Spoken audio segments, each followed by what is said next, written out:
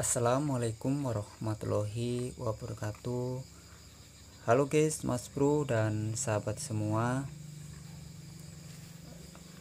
Ketemu lagi dengan saya Eko Setiawan.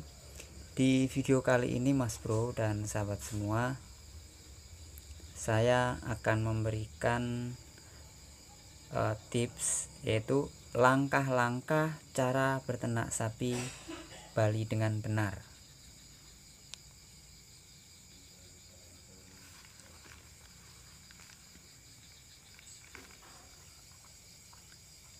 Jadi sapi itu termasuk hewan ternak yang bisa dibilang sulit untuk dirawat, apalagi untuk dikembangkan sebagai usaha agribisnis. Tentu bukanlah menjadi sebuah peluang usaha yang mudah, namun siapa sangka jika ternyata ternak sapi dapat memberikan keuntungan yang besar. Meskipun keuntungan dari bisnis ini besar, bagi Anda yang tidak berpengalaman dalam bidang ini justru bisa menjadi malah merugi loh. Kenapa? Alasannya? Nah, untuk itu lakukanlah langkah-langkah yang tepat dan benar seperti di bawah ini. Jadi nanti saya akan jelaskan supaya usaha ternak sapi yang Anda lakukan dapat berkembang dengan baik. Terutama yang akan saya jelaskan adalah jenis sapi Bali. Yang pertama yaitu kalian tetapkan modal awal usaha ternak sapi.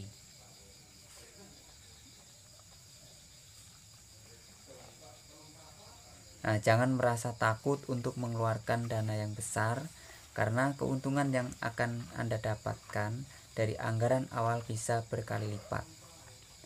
Nah, anggaran awal tersebut setidaknya harus bisa mencukupi kebutuhan berapa ternak sapi pertama yang mulai Anda kembangkan. Jadi modal awal ini bukan hanya soal anggaran dana saja, namun juga jaringan pertemanan inilah yang sangat penting untuk mendapatkan berbagai informasi tentang merawat dan berbisnis ternak sapi. Kemudian yang kedua yaitu memilih jenis sapi. Jadi yang saya akan jelaskan ini adalah sapi ternak ini memiliki berbagai jenis ya. Sebenarnya banyak sapi, ada sapi ongle, sapi limosin, sapi Brahman, sapi Madura, dan sapi Bali. Tapi yang akan saya bahas ini berkaitan dengan sapi yang saya pelihara, maka saya akan menjelaskan tentang sapi Bali. Meski ada juga yang sapi PO yang saya pelihara di video tadi yang awal itu ada sapi campuran blasteran. Nah, jadi pada dasarnya Anda harus mengetahui terlebih dahulu berbagai macam jenis sapi lokal dan impor. Nah, setelah itu Anda bisa memilih jenis sapi mana yang akan Anda budidayakan. Nah, saran saya sih sapi Bali yang mudah, tapi itu tergantung dari Mas Bro ya.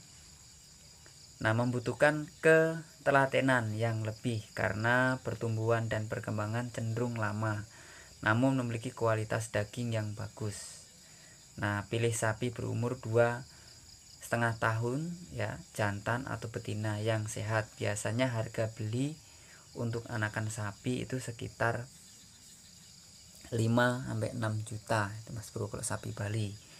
Tapi kalau sapi yang jenis semuanya Brahman, limosin yang saya sebutkan tadi berarti lebih dari itu. Yang jelas dananya diukur dengan sesuai kemampuan dari Mas Bro tadi ya, berapa.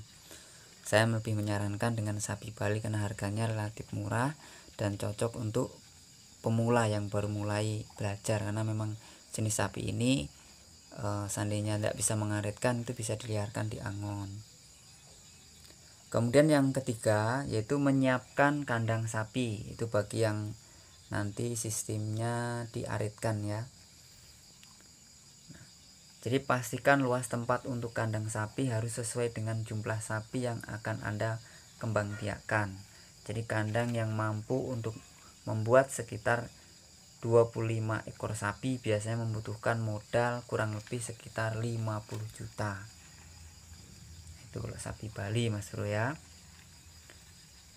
Nah, untuk lokasinya itu usahakan membuat kandang sapi jauh dari pemukiman penduduk, itu sudah pasti Mas Bro ya. Makanya coba lihat Mas Bro, ketika saya melihara sapi ini tidak pernah melihat rumah ya, karena memang ini adalah kebun sawit. Jadi memang karena bau ya, kalau biar gimana pun pasti akan bau, kemudian banyak lalat. Nah oleh karena itu membuat kandangnya itu kalau bisa usahakan jauh dari pemukiman. Jadi modal 50 juta kalau kandangnya permanen Mas Bro, tapi kalau yang saya pakai ini kan kandang, hanya kandang kurungan ya, sistemnya itu tidak dibuatkan rumah, hanya pagar keliling, ya tidak sampai 50 juta lah.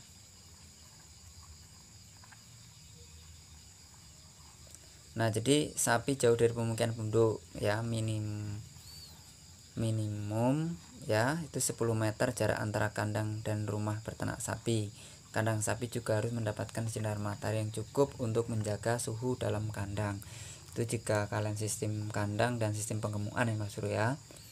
Tapi saran saya kalau yang sistem saya ya bisa diterapkan, yaitu diliarkan ya, diaritkan pada saat pulang baru diaritkan.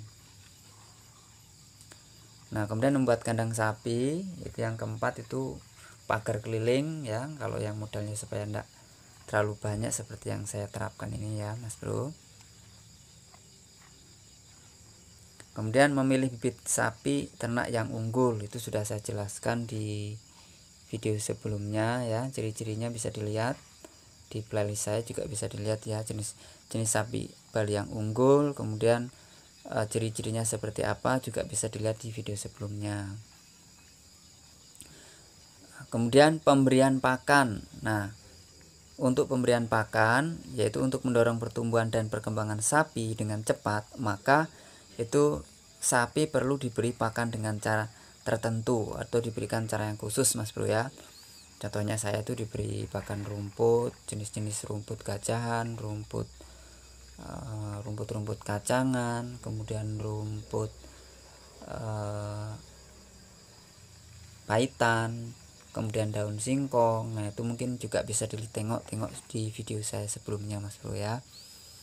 Jadi pemberian pakan hijau saja pada sapi itu kurang efektif ya, jadi sehingga perlu dikombinasikan antara pakan hijau dengan pakan yang mengandung konsentrat seperti ampas tahu, kulit kacang dan atau bekatul dedak. Bisa dilihat saya di video sebelumnya di penggemukan sapi, saya juga bisa dilihat. Kalau memang khusus sapi yang jarak ingin cepat dijual, maka saya juga menggunakan sistem penggemukannya, itu bisa dilihat juga di video sebelumnya, yaitu penggemukan secara cepat, yaitu dalam waktu 2,5 bulan itu bobotnya 40-50 kg, juga bisa ditengok videonya Mas Bro di playlist. Nah itu bisa menggunakan kacang kedelai, bekatul dan kulit nanas. Sedangkan pakan seperti jerami, daun tebu dan alang-alang merupakan pakan yang berberat sangat rendah sebenarnya Mas Bro. Tapi kalau kita yang bermodal sangat minim itu tidak apa-apa, itu sudah cukup Mas Bro. Yang saya terapkan juga seperti itu. Nah nih, untuk meningkatkan kualitas pakan sapi, berikan juga rumput gajah ya, rumput Sataria kolonjono.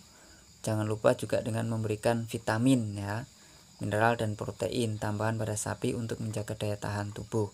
Nah kalau saya yang pakai juga saya jelaskan Mas Bro ya. Kalau gajahan sudah ada, kolonjono juga itu sebenarnya sama, bahasa lainnya itu gajahan ya, kolonjono itu bahasa Jawanya. Kemudian tambahan-tambahan seperti supaya penyakit itu ada garam ya, saya menggunakan garam ya, garam dapur itu juga saya gunakan untuk itu Mas Bro. Kemudian perawatan sapi ya, perawatan sapi yaitu dengan cara dirawat betul-betul ya, kemudian perhatikan makannya, perhatikan kesehatannya, dan juga ketika sapi itu mengalami contohnya badannya itu malas makan itu